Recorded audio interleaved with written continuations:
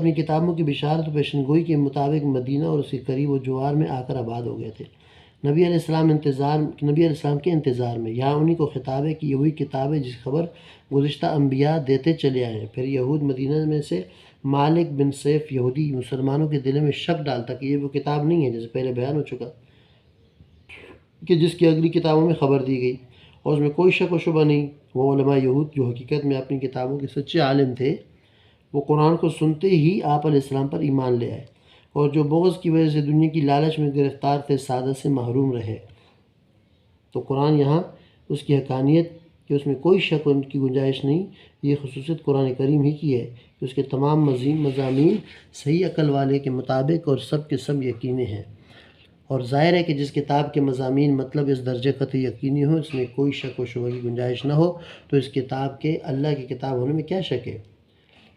جو شخص بھی خواہشات نفسانی کا خیال ترک کر کے صرف خالص دل حق کے طلب کرنے کے لیے اس کلام میں غور و فکر کرے گا تو اللہ تعالیٰ اس پر ضرور حقیقت کو کھولیں گے اور وہ اس چیز کو سمجھ جائے گا۔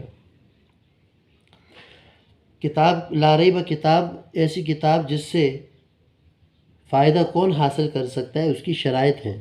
ایک صفت یہ بتائی کہ جس کتاب میں لا ریب کتاب، جس کتاب میں کوئی شک نہیں۔ ایک صفت یہ بتائی کیونکہ یہ متقیوں کے لیے ہدایت ہے۔ بعض مفسرین نے کہا ہے کہ یہاں ہدن للمتقین میں تقوی کے معنی مراد ہیں، لغوی معنی یعنی ڈرنا، بچنا، خوف کھانا۔ اس طرح ہدن للمتقین کے معنی ہوئے کہ کتاب خدا سے ڈرنے والوں کے لیے ہے، مشعل راہ ہدایت کا راستہ ہے۔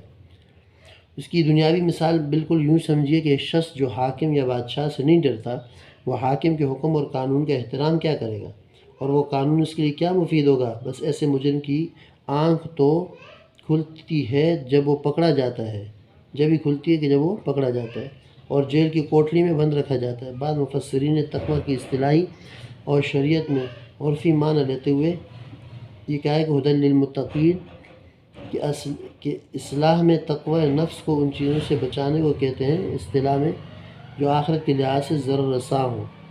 اب یہ چیزیں خواہ عقائد میں سے ہوں، اعمال و افعال میں سے ہوں، اقوال میں سے ہوں یا افعال میں سے ہوں۔ اب چونکہ نقصان کے درجات مختلف ہیں، اسی لحاظ سے تقوی کے درجات بھی مختلف ہیں۔ پہلا اور ادنیٰ درجہ یہ ہے کہ کفر شرک سے بچ کر اسلام میں داخل ہو اور عذاب یا ہمیشہ کے عذاب سے اپنے کو بچا لے۔ معاذ بن جبل رضی اللہ عنہ فرماتے ہیں متقی وہ قوم ہے جو شرک و بت پرستی سے بچتی ہے اور خالص اللہ تعالیٰ کی عبادت کرتی ہے۔ دوسرا وہ درمیانی درجہ ہے کہ ہر طرح کے گناہ اور معصیت سے بچنا، خواہ گناہ صغیرہ ہو یا کبیرہ، خواہ ظاہری ہو یا باطنی ہو۔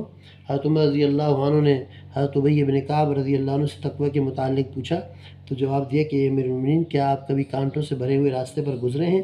فرمایا کیوں نہیں؟ حضرت ابی بن کعب رضی اللہ عنہ نے دریافت کیا کہ پھر آپ نے اس وقت کیا کیا، کس طریقے سے گزرے؟ فرمایا کہ میں نے اپنے دامن چڑھائے، بچا بچا کر کپڑوں کو، چادر کو، آستینوں کو، اور کانٹوں سے بچنے کے لیے اپنی پوری کوشش خرچ کی۔ حضرت ابی بن کعب رضی اللہ عنہ نے کہا کہ امیر المومنین بس یہی تقوی ہے، یعنی اللہ تبارک و تعالیٰ سے ڈر کر اور اس کی معصیت اور نافرمانی سے بچنے کے لیے اپنی پوری ہمت اور کوشش کو خرچ کر دینے کا نام تقوی ہے۔ اس سے معلوم ہے کہ دنیاوی لذت یا نقصان سے ڈر کر گناہ کو چھوڑا تو وہ تقوی نہیں، صرف اللہ کے ڈر سے گناہ چھوڑنے کا نام کیا ہے؟ تقوی ہے۔ تیسرا اور اعلیٰ درجہ یہ ہے کہ اپنے کو بچائے اور ایسی مباح اور حلال چیزوں سے بھی ایک طرف ہو جائے جو اللہ کی معرفت سے پردہ ڈالنے کا سبب بنتی ہوں، یعنی باطن کو ہر اس چیز سے محفوظ رکھا جائے جو اللہ کے سوا میں مشغول کر دے۔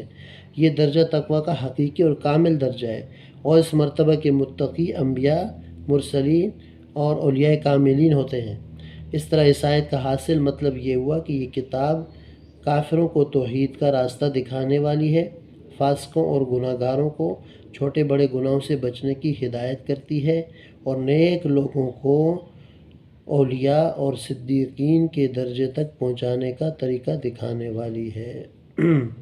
اس لیے بھائی اگر صحیح تقوی کا اعلیٰ درجہ حاصل کرنا ہے تو اس کے لیے ضروری ہے کہ انسان اپنی حلال خواہشات کو بھی ترک کرے، اپنی حلال خواہشات کو بھی ترک کرے، کیونکہ اگر حلال خواہشات یہ بھی جائز ہے، یہ بھی جائز ہے، یہ بھی جائز ہے، تو حلال خواہشات کو بھی اگر یہ پورا کرتا رہے گا تو ایک وقت ایسا آئے گا، کیونکہ یہ تو خواہشات کا غلام بن چکا ہے، اس کی بغیر خواہش کے زندگی نہیں گزرتی، تو یہ خواہش پورا کرنے کے لیے چونکہ حلال میں اس کو ایسی خواہش ملے گی نہیں جو پوری ہو، ایسی خواہش ہے جو حرام میں پوری ہوتی ہو، تو یہ حرام میں پڑ جائے گا، اور پھر یہ کہے گا یار ایک دفعہ اس کو یہاں پورا کر لیتا ہوں حرام میں، تو یہ تو ایسا دلدل ہے کہ اس میں آدمی پھنستا جاتا ہے، تو پھر دوسری اٹھے گی وہ حلال میں پوری نہیں ہوگی، اس کو بھی حرام میں پورا کرے گا، تو یوں کرتے کرتے کرتے یہ حرام میں پڑ جائے گا۔